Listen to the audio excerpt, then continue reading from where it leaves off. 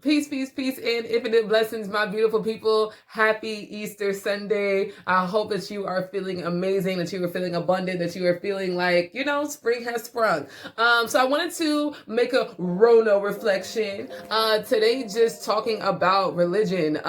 Something that I know a lot of people don't really talk about too much these days. I guess, with the new age consciousness, that we think that we don't really need to address it, or we don't need to, we don't need it, and I don't necessarily think that anyone needs it per se, but I do think that religion is, and the text are amazing guidebooks, and I think that when it comes to the spiritual journey, it's important for us to recognize that we don't really know shit. We don't really know what's going on. We don't know how spirit works. We don't know how numbers work. We don't know how energy works for real. We are crippled in that way. Humanity has gone very far away from, the basic parts of us, the basic animalistic qualities of us. We have gotten very far away from, and our spirituality is the root of that, but that's where our power is, that's where our strength is, and a lot of indigenous cultures spent time preserving that because it's important, and it's something that we have felt like our intellect we don't need. So and of course, I'm not talking about religion as far as, getting baptized by the blood of Jesus. I feel like those rituals are unnecessary. I don't need to baptize myself in anybody's blood, especially some man that I don't even know.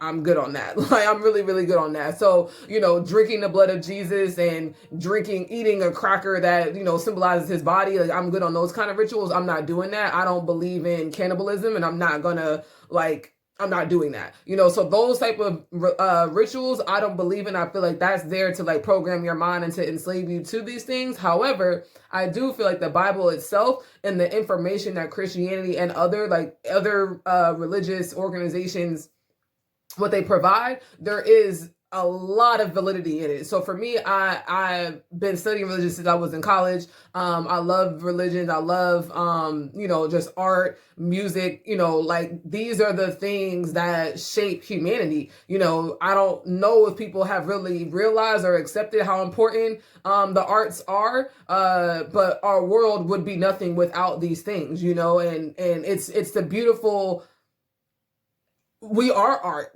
art is us, so colors and numbers and math and quantum physics, all of these things are what makes up humanity, and so to try and separate them is just, it's impossible. You can't separate music from science, and you can't separate science from art, and you can't separate art from humanity. You can't do that. And the idea of doing that is just splitting up our consciousness and making us, it's pulling us further and further away from ourselves. And I feel like my time studying religion, especially for me, Buddhism resonates with me the most. So studying Buddhism and Taoism, and really getting to the simplicity of life and of humanity has really helped me. Studying Zen and Feng Shui and the minimalism, these things have really just helped me to silence all the noise and get to the foundation of what every religion is talking about. And a lot of it has to do with love, and it has to do with,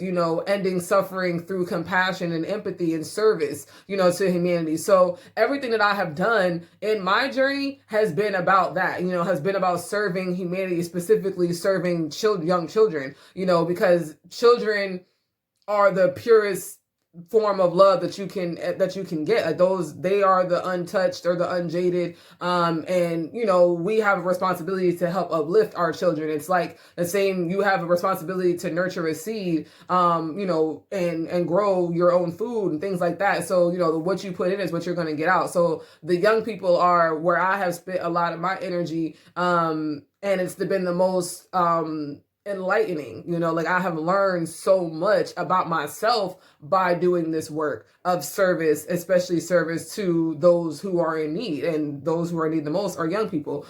So I feel like because we have such a hatred towards the control that others have tried to have on most of humanity, we don't have to endure that. You know, you don't have to be a part of that. You know, you don't have to even acknowledge it. You don't have to give it power. You don't have to give it energy. You don't have to even subject your spirit to it. You really don't. And it's something that it takes great mental strength to be able to do. And it takes a great, you really have to be in tune with yourself and in tune with your own spiritual practices in order to not have that affect you. And at times that it will, obviously, because you are a human. And I think to experience the range of human emotion is important. However, the way that you interact with that, I think, is what we need to be learning. And the religions give you a guide to that if you study it for what it is, not studying for what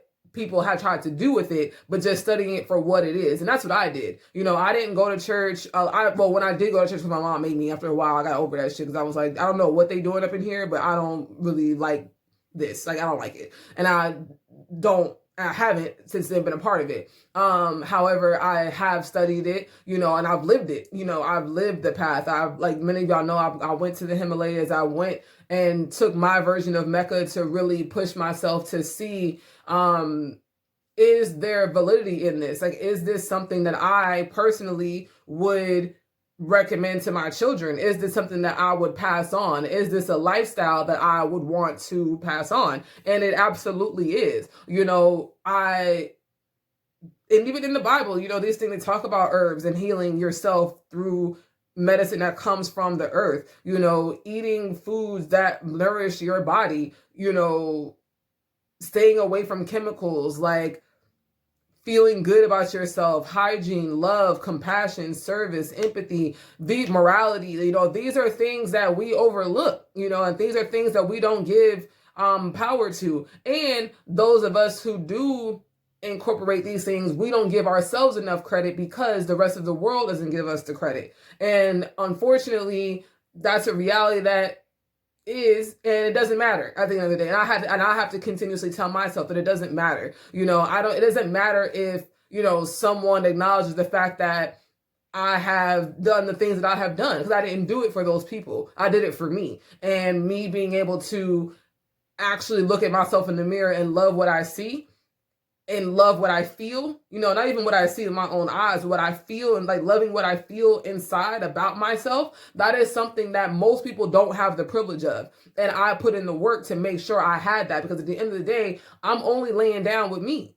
You know, that's it. Even if I had a man, if I was in a relationship, when we lay down at night, my brain, when I close my eyes, I'm with myself. You know, there's a space that no partner could ever get to, because it's just me and my spirit, you know, in the Most High, you know. So I had to be okay with being, you know, in alignment with that, and not really expecting others to care about it, you know. And it makes me sad. That's the part about humanity I don't like. But at the same time, it is what it is, you know. Like, I can't change others. I can only change myself. And, you know, studying the religions gave me something that my parents and the Black community, like, it's not even about, it's above being Black. It's above race. It's above race. It's above class. It's above, you know, economic status. It's above all of that, you know, because regardless, if you're the richest man in the world, once Robin Williams committed suicide, I was like, oh shit, like, it don't matter if you are happy, if you were whatever, you still have to be in touch with something, because that material shit don't mean nothing at the end of the day. Like, for real, like, we all got a bed. It just depends on how much money you spent on that bed. That'll make your bed more comfortable than mine, especially if your mind ain't right. You know, you're not going to be getting better rest than me if your brain ain't together. If your spirit and all of that aren't in alignment, you know, it doesn't matter how much money you spent on your bed, or it doesn't matter if I have to take a bus to fucking Walmart, or if I got a, you know, chauffeur who takes me to Home Goods. You know, it don't matter. At the end of the day, it's about the kind of person that you are and how you feel about yourself and how you treat others around you, because it's our responsibility to infect goodness. You know, our energy, when you affect somebody, when you put something out there, what is your intention? Is your intention to create love, or to help that person feel good about themselves, have that person feel the love that they didn't get from their parents, have that person, you know, feel the love that they're not getting in their life because they're at home, nervous, anxiety because of the quarantine or whatever? Like, what are you doing? And is it genuine? Because a lot of times people think they're doing, good, but at the end of the day, their intention is really just to get is not in the right place, and you can feel that too. So I'm talking about authenticity. I'm talking about genuine service and compassion and like just authenticity is what it means to me. And the religions helped show that to me, because that was not something that I saw, and I still don't fucking see, so I know that now my work, is to help put that morality and help put that realness and help put that back into specifically America, specifically Black America, because it's something that we don't have, and when we do have it, when it spreads, oh my goodness, everything is going to be different. Everything is going to change. And that's what I know we are in the midst of, so we see all of the beautiful women who are just amazing and divine. We're all doing that collective work. And that's what the work is about, so if you're not someone who's necessarily on that path, you're just observing it and you're seeing it and you're wondering what it's about. That's what it's about, helping to push us forward in a space where we can actually sustain ourselves, because the way that our spirit has been is not sustainable. And when your spirit is right, all the things you need to do as far as growing food, as far as, natural products, all that comes natural once your spirit is in alignment with love and you're loving yourself. Of course, you're going to give yourself the best of the best. If you love yourself, why would you give yourself BS? Of course you're going to give yourself, it's going to feel natural to give yourself the best of the best when you actually love yourself. When you're depressed and you're anxious, you don't care about what is going on. You just, whatever, you don't care. But when you're in alignment with loving yourself authentically, you can see the difference in a person's eyes. You can see it in their eyes, literally, So what I want to put out there on this beautiful Easter Sunday, if you are still struggling with that, don't be afraid to really go back and look at some of the religious texts that you may have walked away from because of the idea you don't want to be controlled. You're not being controlled if you are consciously researching, studying, applying what works and getting rid of what doesn't. If you're doing the work of a student, you can't be controlled because you are in control of your mind. But if you need a place to start, there is a place for you to start. You just got to filter through, you got to comb through and filter through the mess. And I would not look at certain people. I would not, I would just I read it for myself. I didn't get caught up in none of these prosperity preachers. I don't even get caught up in none of these young preachers. I don't get caught up in none of them motherfuckers because they all immoral in my opinion. So study the text for itself, not the people. Don't get caught up in the people. Look at the text. Don't even get caught up in me. Look at what I'm talking about. Like, don't get caught up in me, because I might be up here twerking and eating fried fish one day, and you're going to be like, Mufasa, I thought that you was... Look, I don't worry about me. Me and mine is fine. I'm talking about go and look at what I'm saying. Go look at the information and figure it out for yourself. That is what enlightenment is about. That is what being in control of your brain is. That's what being conscious is about. Do the work for yourself. All right? I love you so much. In case you have not heard today, please stay woke about these streets, y'all. Happy Easter.